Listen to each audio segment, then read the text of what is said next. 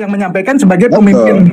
pimpinan DPRD ya. Betul, makanya gini, makanya wacana yang saya bangun di media itu, di beberapa TV, di beberapa media menyampaikan, saya ingin mendapatkan respon dari masyarakat. Kalau masyarakat memang menuntut DPRD itu untuk melakukan interpelasi, hak angket, atau bahkan menyatakan pendapat, ya kita akan jalan, Kang. Ya betul. Jadi biar masyarakat akhirnya kan tidak terpecah. Iya, apalagi misalnya Kang Agus dan kawan-kawan datang ke DPRD, kita minta DPRD untuk interpelasi. Wah, alhamdulillah itu kita mendapatkan dukungan dari rakyat. Betul, itu akan lebih baik daripada nanti kan tadi saya bilang, tadi ada pernyataan Kang Ono bahwa gubernur banyak melanggar aturan. Iya. Ini kan disampaikan oleh anggota dewan di dalam sosmed ini yang didengar oleh masyarakat banyak, sehingga masyarakat terframing, gubernur itu banyak melakukan pelanggaran, itu disampaikan oleh pimpinan dewan. Nah, tapi kan ini belum terbukti dan belum ada klarifikasi, belum ada interpelasi. Nah, jadi kalau saya sih lebih memilih. Jadi pertanyaannya, Kang Agus, kalau memang salah, kalau DPRD interpelasi, saya sih lebih setuju begitu, gitu. Jadi karena kan gini, contoh.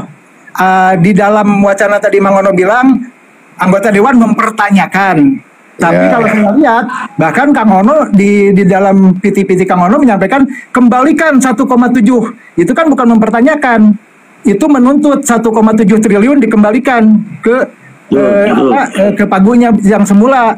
Kalau mempertanyakan kan ini kenapa kok dari 1,7 dipecah jadi begini, itu mempertanyakan. Tapi kalau memerintahkan, nah tapi yang disampaikan oleh Kang Ono kan kita mempertanyakan. Nah jadi daripada ribut di sosmed, kata saya, kalau saya sih lebih memilih panggil aja gubernur, bila perlu diinterpelasi gitu gubernurnya. Kalau memang Andri, Kang Solihin setuju nggak kalau DPRD interpelasi? Kalau saya sih bukan setuju banget. Itu bagus. Mudah-mudahan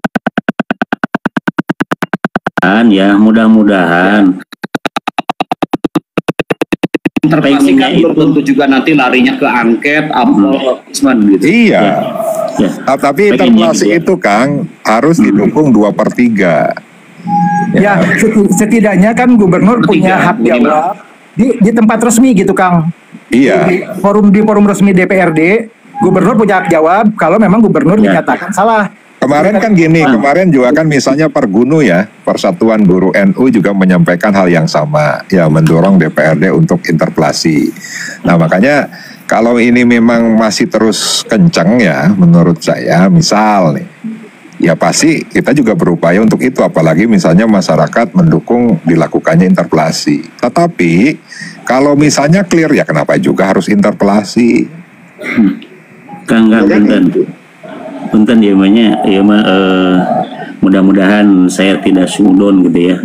Tapi punten tapi opini masyarakat dengan mempertanyakan 1,7 itu kan itu memang aliran-aliran ke kayak itu dijaring dari mungkin hasil reses dan hasil Obslenbank lah gitu kan. Nah, tapi maksud saya mudah-mudahan itu tidak kepentingannya bukan kepentingan dalam tanda kutip gitu ya. Maksud saya itu kalau tadi memang belum ada rinciannya, dulu malah zaman-zaman dulu mah tidak boleh malah DPRD sampai masuk ke teknis sampai masuk kalau yang 1,7 gitu kan. Itu kan sudah ada rinciannya kan. Makanya kita tahu misalnya gini.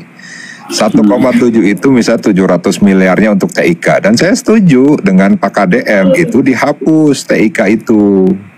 Saya setuju, awas loh, jangan salah loh. Saya setuju TIK itu dihapus. Karena apa? Sekolah lebih butuh ruang kelas baru. Saya setuju. Yang saya tidak setuju misalnya ada untuk Posyandu. Posyandu cuma 20 miliar tapi beliau hapus, ya kan? Nah terus ada misalnya irigasi, terus ada jalan, ada penerangan jalan umum, nah itu pun dihapus. Nah maksud saya 1,7 itu diinventarisasi lagi, mana yang kebutuhan rakyat yang real, yang berkaitan dengan infrastruktur, ya itu jangan dihapus, tapi kan oleh Pak KDM dihapus semua. Jadi sebenarnya pada saat bicara 1,7 itu juga kan nanti akan dibahas dalam apa? Dalam perubahan APBD, ya kan?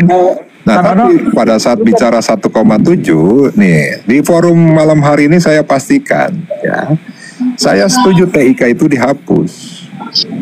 Clear ya? Saya setuju TIK itu dihapus, tetapi ada anggaran-anggaran lain yang seyogyanya tidak dihapus. Kang Ono, dari 1,7 itu ada nggak yang sudah dijalankan oleh gubernur? Saya belum tahu, jangankan dijalankan Kang, informasi yang itu juga kan belum. Nah ini kan gini, masalahnya kan tadi saya bilang, makanya kan tapi kan di dalam PT-PT anggota dewan itu kan artinya sudah dijalankan, Kang. Enggak. Coba Kang lihat Kang Boyana. Hibah untuk pesantren dicoret. Gubernur tidak lagi peduli pada pesantren. Gubernur tidak lagi peduli pada Islam. Itu berarti sudah dicoret, Kang. Itu berarti sudah dijalankan. Benar, Pak. Gini, maksudnya dijalankan program yang barunya atau gimana maksudnya? Ya, maksud saya kan ini lagi berproses, lagi mau dicoret-coret mau direalokasi. Ya, kan sudah tercoret. Ya kan? Betul. Di perubahan pergub itu sudah dicoret. Betul. Nah, ini kan di situ kan ada bahwa perubahan itu wajib diberitahukan ke pimpinan dewan. Iya. Bukan ke anggota dewan kan wajibnya. Iya. Kan mungkin Kang Ono juga tahu bahwa ada beberapa perubahan atau pergeseran anggaran yang tidak wajib mendapat persetujuan DPRD selama itu tidak merubah pagunya. Iya. Tapi kalau yang ada perlu merubah berarti harus ada perubahan di APBD perubahan. Ya, sekarang gitu gini. Kan? Itu nanti wilayah terkait dengan penyusunan APBD ya. Kan kita mempunyai pedoman ya, peraturan pemerintah terkait dengan pedoman penyusunan APBD. Saya sepakat tadi, kalau sudah ada pagunya, jangankan hanya pagu, Kang, yang sudah tercantum dalam rencana kerja pemerintah daerah tahunan, itu bisa langsung dijalankan, ditambahkan anggarannya ke situ atau dibuat program yang baru, dikasih anggaran tuh bisa langsung jalan. Tetapi program-program yang belum ada RKPD-nya ya itu harus menunggu perubahan APBD. Nah, itu catatan yang sesuai dengan peraturan terkait dengan penyusunan APBD termasuk perubahannya. Betul. Nah, permasalahan tadi yang 1,7, saya setuju TIK itu dihapuskan. Saya setuju TIK itu dihapuskan, tetapi saya tidak setuju manakala ada anggaran operasionalnya Posyandu itu dihapuskan misalnya. Terus ada beberapa yang lain sebenarnya kecil-kecil, sehingga menurut saya seyogyanya gubernur bisa memilah-pilih kembali. Seperti misalnya tadi Akang menyampaikan terkait dengan dana pondok pesantren. Kan sudah tercoret kan, dari 153,58 miliar hanya tersisa 9.250.000.000 hanya untuk 2 lembaga saja.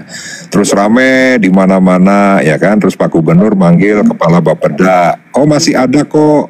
Kemarin sih kita tunda saja, nanti di perubahan ada lagi. Saya tanya ke Kepala Bapeda, itu di pergubnya itu tercantum di mana anggaran? Karena saya tidak melihat anggaran itu. Nah, Kepala Bapeda menyampaikan, Pak, sementara ditaruh di BTT, ya, belanja tidak terduga, nanti bisa ditarik lagi untuk pesantren, ya kan?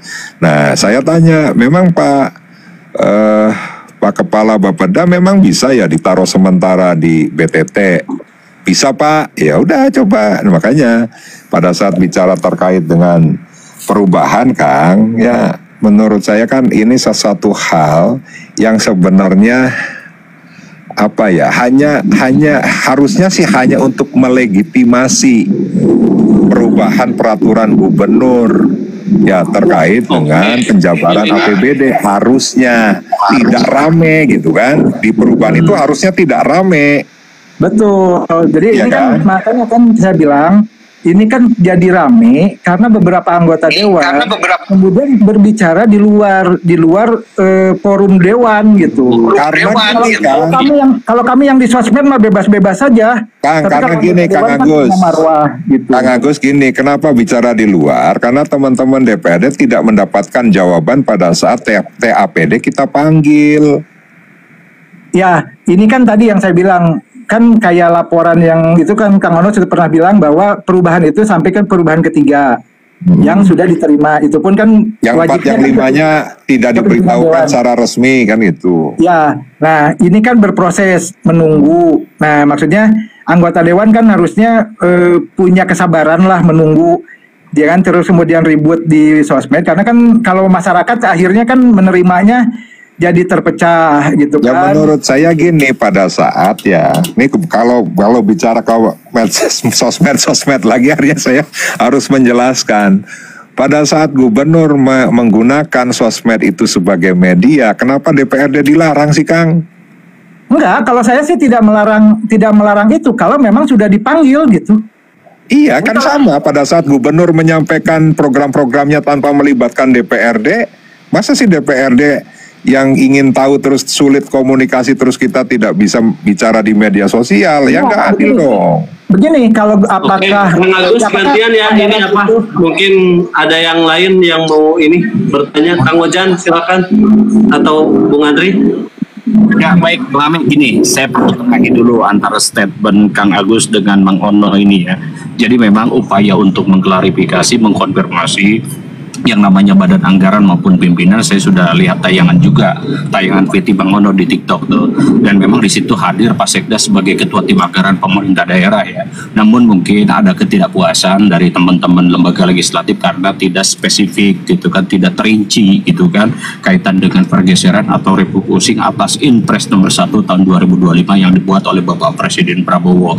Nah maka dari itulah akhirnya beberapa teman-teman di lembaga DPRD Jawa Barat ini mempersoalkan sekaligus mempertanyakan lah gitu kan. Nah sehingga pada akhirnya gitu kan ini menjadilah sebuah keriuhan, kalau saya sih tidak menyebutnya kegaduhan, keriuhan politik. Jadi ada feedback impact positifnya sebetulnya bagi masyarakat, di mana di saat masyarakat ini sebenarnya sudah tidak peduli dengan trias politika gitu kan, sudah krisis kepercayaan. Nah dengan adanya gitu kan perdebatan di ruang publik seperti sekarang ini gitu kan, membuat masyarakat semangat kembali untuk menyimak diskusi-diskusi politik maupun PT-PT yang dimunculkan baik oleh KM maupun oleh Mang Ono. Nah karena itulah kita ambil manfaatnya di sini. Tetapi apapun itu, tadi saya katakan di sini saya sebagai orang KDM, tetapi juga apa yang dilakukan oleh Mang Ono juga masih konstitusional. Nah hanya saja mungkin yang disayangkan oleh masyarakat sebagian besar. Kulan? Atur nuhun. Siap? Atur nuhun. Mohon sami-sami jantan penengah lah, karena seueur gitu kan rekan di fraksi PDIP nu catat serang abdi, termasuk mantan ketua DPRD dulu gitu kan, itu teman seangkatan istri di S3 Unpadnya itu kan dulu.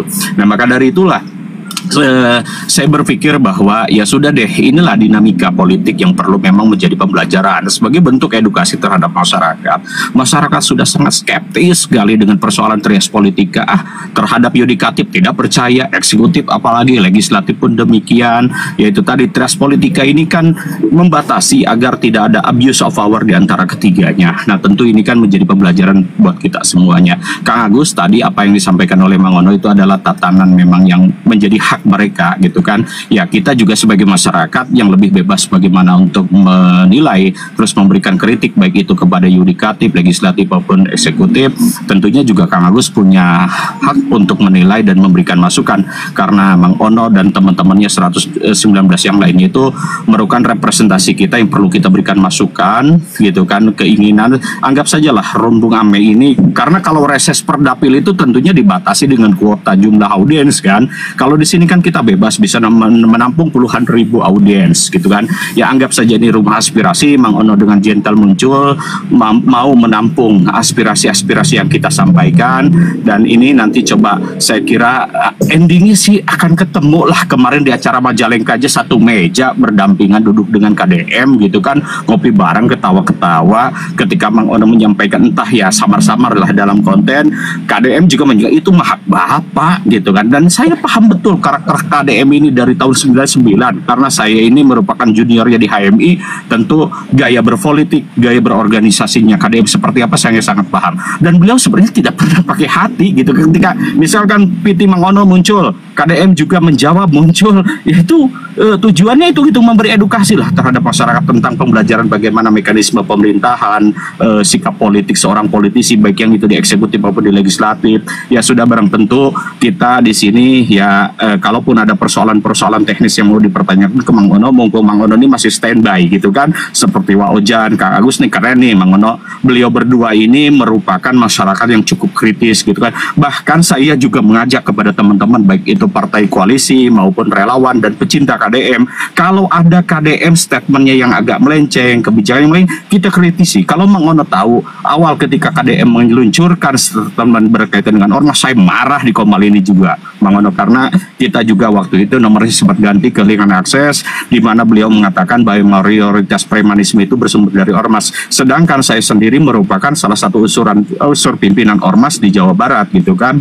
Nah, kata-kata yang tertinggal itu adalah oknum gitu kan. Tapi pada akhirnya ketika kita kritik, beliau mengklarifikasi di depan Polres Metro Depok bahwa itu bagian dari oknum. Kayak saya terlalu semangat menyampaikan perihal itu.